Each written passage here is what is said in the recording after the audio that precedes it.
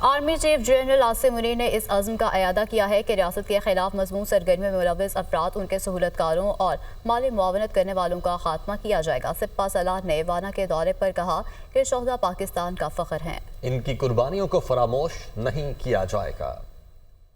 Army chief کا جنوبی وزیرستان کے علاقے وانا کا دورہ، موجودہ سیکیورٹی صورتحال اور انسداد دہشت گردی آپریشنز پر بریفنگ۔ سپہ سالار نے ملک بھر میں پائیدار امن و استحکام کی بحالی کا عزم ظاہر کیا۔ ISPR کے مطابق آرمی چیف نے افسران اور جوانوں کے ساتھ بات چیت کی، دہشت گردی کے خلاف ان کے غیر متزلزل عزم اور ثابت قدمی کو سراہا۔ سیکیورٹی فورسز کے جوانوں کو قوم کا حقیقی ہیرو قرار دیا، کہا قوم کو دہشت گردی سے نبرد آزما جوانوں پر فخر ہے۔ دہشت گردی اور انتہا پسندی کی تمام شکلوں کو ختم کیا جائے گا۔ قوم کی پرعزم حمایت اور قانون نافذ کرنے والے اداروں کے ساتھ مل کر ملک میں پائیدار امن و استحکام یقینی بنایا جائے گا۔ آرمی چیف جنوبی وزیرستان کے علاقے وانا پہنچے تو کور کمانڈر